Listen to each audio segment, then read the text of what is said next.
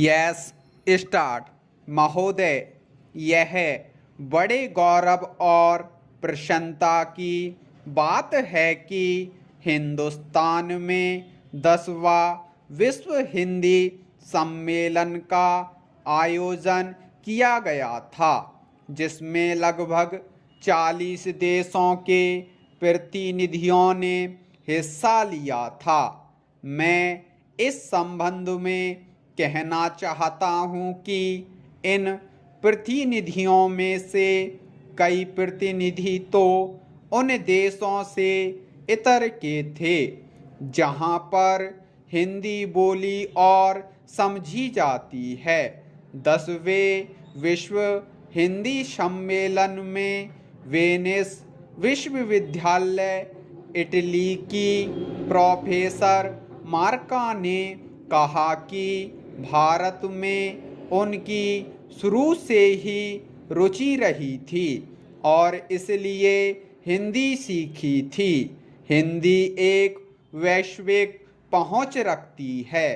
साथ ही कहा कि दूसरी भाषाओं के चक्कर में अपनी मातृभाषा को भूल जाना ठीक नहीं है।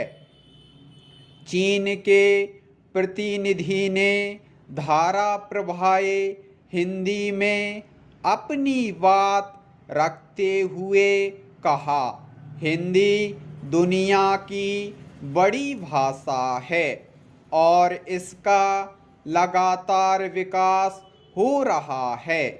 इस सम्मेलन में स्वीडन के एक प्रतिनिधि ने कहा था कि हिंदी बहुत समृद्ध भाषा है, लेकिन इसमें अन्य भाषाओं के समृद्ध शब्दों को समाहित करके और समृद्ध बनाना चाहिए। इस सम्मेलन में पोलैंड वार्सा विश्वविद्यालय के एक प्रोफेसर ने प्रधानमंत्री द्वारा कही गई बातों को दोहराते हुए अपनी सहमति व्यक्त की थी कि हिंदी भाषा के अंदर दूसरी भाषाओं के उपयोगी शब्दों को समाहित करना चाहिए। एक प्रतिनिधि ने कहा कि मैं महात्मा गांधी के विचारों से प्रेरित होती रही हूँ, इसलिए उनको जानने के लिए उन्होंने हिंदी सीखी। आजकल हमारे यहाँ हिंदी और हिंदी की फिल्में बहुत लोकप्रिय हो रही हैं।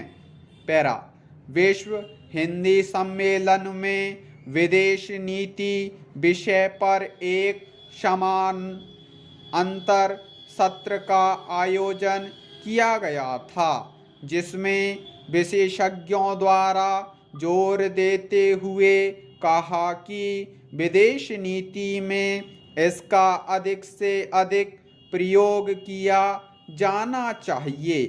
एक वरिष्ठ पत्रकार ने प्रशंसा करते हुए कहा था कि विदेश मंत्रालय में बीते एक वर्ष से हिंदी का प्रयोग काफ़ी बढ़ रहा है। अब विदेश मंत्रालय में मौलिक हिंदी का लेखन होने लगा है। उन्होंने विदेश मंत्रालय की वेबसाइट पर मौलिक हिंदी लेखन को और बढ़ाने की आवश्यकता जताई और क्षेत्रीय भाषाओं में भी जानकारी उपलब्ध कराने का सुझाव दिया। उन्होंने यह भी कहा कि प्रधानमंत्री और विदेश मंत्री हिंदी में बोल रहे हैं, लेकिन विदेश मंत्रालय के अधिकारी आज भी अंग्रेजी ज़्यादा बोलते हैं। Full stop.